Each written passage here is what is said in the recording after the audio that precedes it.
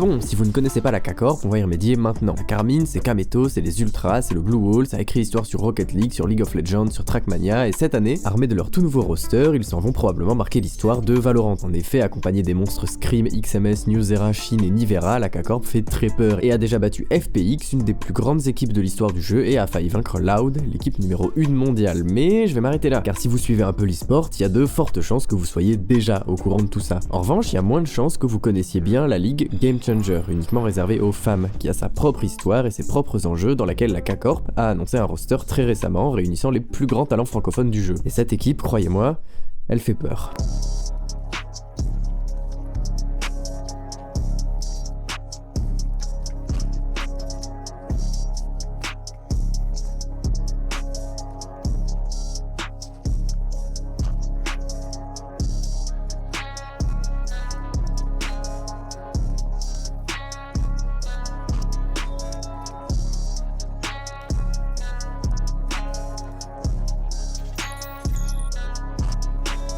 Avant d'entrer dans le vif du sujet, on va faire une petite expérience. On est en 2022, vous n'avez jamais vu d'e-sport Valorant. Vous avez vaguement entendu parler du jeu par-ci par-là, vous avez vu quelques streams sur le jeu peut-être, mais rien de plus. D'un coup, vous recevez une notif Twitch, Zerator est en live, son équipe Mandatory joue un match contre la K-Corp, l'équipe de Kameto, et vous tombez face à ça. Rebuild à Milois.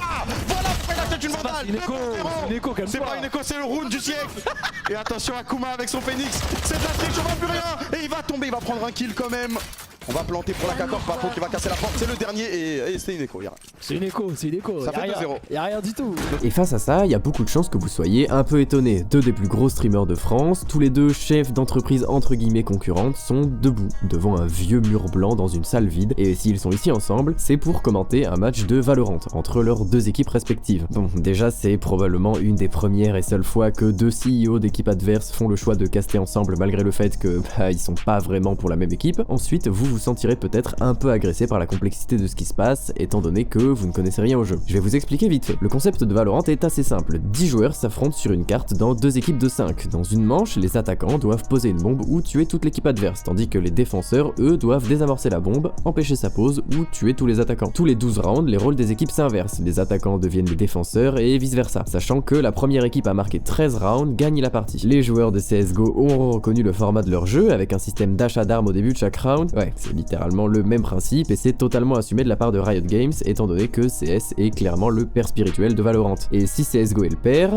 et bah la mère c'est sans aucun doute Overwatch, que ce soit au niveau des graphismes, des spells, des personnages, du fait d'avoir différents personnages à choisir qui ont chacun des capacités et ultis différents, enfin bref, ça c'est Valorant. Et comme Valorant c'est CSGO plus Overwatch plus Riot Games, c'est très e-sport étant donné que CS et Overwatch ont des gros passifs dans l'e-sport et que chez Riot Games l'e-sport on aime bien ça. Et ce Valorant il arrive à point nommé car il va tout rafler, que ce soit les joueurs CSGO avec leur scène laissée à l'abandon par Valve ou les joueurs d'Overwatch qui a littéralement sombré à cause d'un équilibrage désastreux avec une méta horrible. Et là on arrive à la première chose qui fait que Valorant a une scène e-sport unique, on y retrouve beaucoup de joueurs qui ont énormément d'expérience dans l'e-sport. Et quand on la compare à des scènes comme Smash ou Rocket League, l'âge moyen des équipes au top est bien plus élevé car énormément de joueurs sont déjà bons en arrivant sur le jeu avec leurs 10 000 heures sur CS ou sur Overwatch. Je pense aussi que, notamment si on parle de G2 Gozen, elle se repose beaucoup sur des anciennes joueuses de CSGO. Déjà, je pense qu'il y a pas mal de shifts au niveau masculin. Et au niveau féminin, je pense que c'est un peu pareil. Et c'est pas forcément des shifts, on va dire, des joueuses pro qui changent de structure ou de sport, enfin d'e-sport, pardon. Mais c'est aussi peut-être des joueuses pro qui étaient déjà habituées à streamer, à s'entraîner et tout ça, et qui étaient peut-être des hauts niveaux, on va dire, en solo queue de CSGO, qui se disent bon, pourquoi pas changer, aller sur Valorant, quoi. Tenez, dans l'équipe de la K-Corp, Scream, XMS et Nivera ont tous les trois été des pros dans de grosses équipes CS avant de passer sur Valorant. Le jeu étant bien plus attractif pour les joueurs pros, surtout quand on sait que c'est Riot Games derrière, qui sait très bien gérer une scène e-sport, vu que si vous n'êtes pas au courant, c'est le studio qui a créé League of Legends et qui gère les différents circuits e-sport LoL. Et Dieu sait que c'est assez prolifique. Bref, on en revient à cet extrait. Bien joué de la part de K-Corp. Oh, c'est bien joué. C'est bien joué. Oh oui. Oh, ça c'est encore mieux joué. Oh, oh, oh, oh, le turn. Oh, le turn. Oh, la Tugs. Oh, la Tugs de Coster. Parce que si à l'issue du match, Mandatory prend l'ascendant sur la Karmine et termine sur un 14-12, bah à la fin de la saison, la K-Corp finira devant Mandatory au classement de la VRL et ça tombe bien car le premier personnage important de notre histoire, c'est lui. Lui, c'est Kameto, un des streamers les plus influents de France et surtout le CEO et co-créateur de la Karmine Corp. Et Kameto, il a un rêve. Il veut être le meilleur du monde sur tous les jeux, que la K-Corp impose un monopole partout. Et c'est dans cette optique de domination totale que la K-Corp prend 2 décisions en 2023. D'abord, il modifie le roster Valorant 2022 en allant chercher justement XMS, Nivera et Scream, et change de ligue en passant de la ligue française, la VRL, à la ligue internationale, la VCT. Ensuite, il recrute une deuxième équipe Valorant, non pas pour retourner en VRL, mais pour compétiter sur la scène féminine en Game Changer. Et les Game Changers, c'est quelque chose. Mais d'abord, je veux qu'on parle d'un truc. Pourquoi il y a une ligue féminine? Je veux dire, on parle pas de foot ou de soulevé de terre, où on peut avoir des arguments pour faire des ligues et des compétitions séparées. Là, on parle de jeux vidéo, et je pense pas que des mains d'hommes bougent plus vite que des mains de femmes, ou qu'il y ait une quelconque différence de compréhension du jeu. Alors pourquoi on sépare les hommes et les femmes comme ça? Et ça, c'est une question que beaucoup de gens se posent, à raison je pense, même si, pas de chance, vous avez tout faux. En réalité, sur Valorant comme sur LoL, bah y a aucune ligue réservée aux hommes. Et ouais, ça se voit pas forcément, mais les différentes ligues Valorant principales sont mixtes. Les hommes et les femmes ont le droit de compétiter ensemble. Du coup, tout va bien, et aucun problème, le sexisme c'est nul, on est tous copains, et pourquoi il y a 0 femmes en VCT ou en VRL? Non, sérieusement, si les scènes sont mixtes, comment vous expliquez que la ligue VCT en 2023 compte le grand total de 0 femmes joueuses? Bizarre, non? Et ben en y réfléchissant, pas tant que ça. Et c'est vrai que très tôt, Riot a dit on va faire une scène féminine pour développer un peu l'inclusivité. Et du coup, c'est vrai que dans l'e-sport en général, il y a beaucoup de ligues qui sont officiellement mixtes, mais qui sont, on va dire, dans les faits très masculines. C'est vrai que pour une femme, c'est un peu compliqué de se faire une place, pour plein de raisons, hein, des raisons culturelles, raisons sociales, raisons aussi, on va dire, de structuration. Et c'est pour ça que la Ligue Game Changer va pouvoir changer tout ça, pour faire un peu des rôles modèles et faire aussi venir des investisseurs pour vraiment que la scène féminine puisse s'exprimer et faire émerger des jeunes talents féminins. Des raisons culturelles, sociales et structurelles. Les raisons culturelles, elles sont assez évidentes, même si on est sur un jeu où il y a une player base relativement mixte, avec entre 30 et 40% de joueuses selon Mathieu Arcambol, un marketeur chez Riot Games qui s'occupe des partenariats, donc les chiffres sont peut-être un chouïa exagérés, donc 30% c'est bien, mais ça reste minoritaire. On n'est déjà pas dans une société qui pousse vraiment les jeunes, quel que soit leur genre, à se lancer dans l'e-sport, et elle les pousse encore moins quand il s'agit de femmes. Les raisons sociales, elles sont peut-être un peu moins perceptibles, et pour les comprendre, il faut d'abord se rendre compte que dans les jeux e-sport d'équipe, le plus important, bah c'est l'équipe. Les joueurs doivent bien s'entendre entre eux pour perf, c'est la raison pour laquelle Vatira a quitté Moist pour la K-Corp, et c'est aussi la raison pour laquelle Scream a quitté Liquid pour la même K-Corp. Pour être bon, il faut jouer avec des gens avec qui on partage des choses, avec qui on a des affinités, c'est pourquoi la plupart des joueurs e-sport préfèrent jouer avec des gens qui parlent leur langue natale, et on va pas se mentir, en termes de stats, les femmes ont souvent plus d'amis femmes que d'amis d'hommes, et les hommes plus d'amis d'hommes que d'amis femmes, ce qui fait que, bah, certaines compétitrices ont peut-être pas forcément envie de jouer dans une équipe entièrement composée d'hommes, et elles ont globalement sûrement moins de connexion dans le monde de l'e-sport et des structures qui sont quand même majoritairement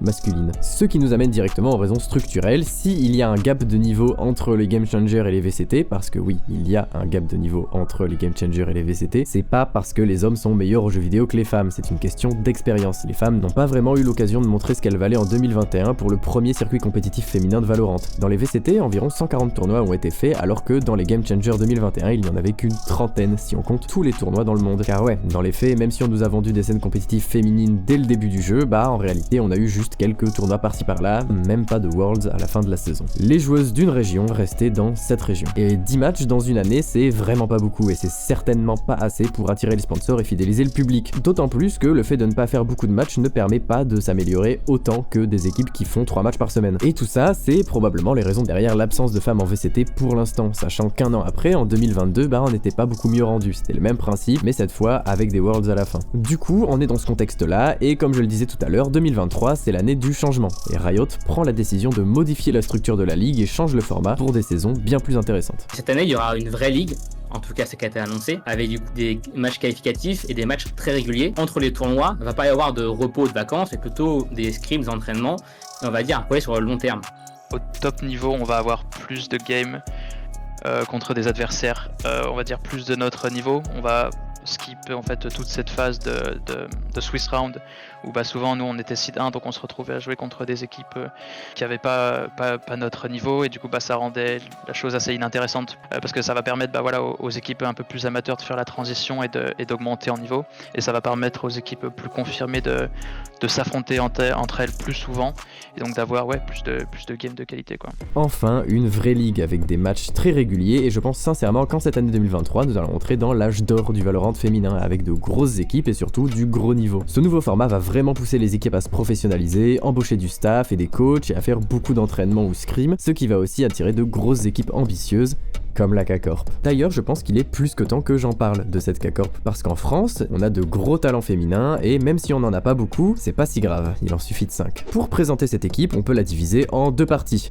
La première partie, le centre de l'équipe, c'est le trio Nelo, Ninu et Lyrilia, la capitaine de l'équipe. Nelo et Ninu sont toutes les deux ce qu'on appelle des flex, c'est-à-dire qu'elles peuvent jouer à peu près tous les rôles du jeu, que ce soit initiateur, sentinelle, dualiste ou quoi que ce soit. Lyrilia, elle, est in-game leader, c'est-à-dire qu'elle est le pilier principal de l'équipe et gère globalement la stratégie et le mental une fois en jeu quand le coach ne peut pas intervenir. Elle fait les calls, elle motive les troupes et s'occupe en gros de la macro de la game. Si ces 3 joueuses sont entre guillemets le socle solide de la KC, c'est surtout car elles sont celles avec le plus d'expérience en compétition. En effet, elles étaient avant de rejoindre la Karmine Corp déjà dans la Ligue Game Changer, toutes les 3 ensemble chez Ten Star Nova pendant la saison 2021 et pendant le début de la saison 2022. Ten Star Nova qui était d'ailleurs considérée comme la meilleure équipe de la région EMEA pendant la première itération de la ligue en enchaînant 2 premières places aux 2 premiers majors. Ninu et Lyrilia quitteront Ten Star aux alentours de juin 2022 pour rejoindre Rix GG pendant que Nelo finira la saison 2022 avec Tankstar qui malheureusement échouera à se qualifier au World. Et maintenant on va pouvoir parler des 2 joueuses restantes. Tout d'abord Matrix, c'est la jeune prodige de cette Karmine Corp, elle rejoint l'équipe à seulement 17 ans et c'est pas quelque chose de très commun. En fait ça peut paraître étrange quand on connaît les scènes comme Rocket League ou Smash où c'est pas rare que les meilleurs joueurs du monde soient mineurs et que l'âge moyen des top players soit 16 ans et demi, mais là on est sur Valorant et comme je disais tout à l'heure, une grosse partie de la scène compétitive du jeu est remplie d'anciens joueurs CSGO qui, quand ils ont débarqué sur le jeu, ont bénéficié d'une avance considérable par rapport aux gens pour qui c'était leur premier jeu compétitif. D'ailleurs, Matrix joue dueliste, donc croyez-moi, vous pouvez d'ores et déjà la surveiller pendant ces matchs, il y aura des choses à voir. Et enfin vient Mel. Et si la grande majorité d'entre vous n'avez jamais entendu parler de Nelo, Ninu, Matrix ou Lyrilia, bah il y a de grandes chances que vous connaissiez Mel. Parce que Mel, avant la K-Corp, elle faisait partie de la G-Corp, le groupe de personnes qui travaillent avec Gotaga, gèrent les soirées du lundi, la com ou...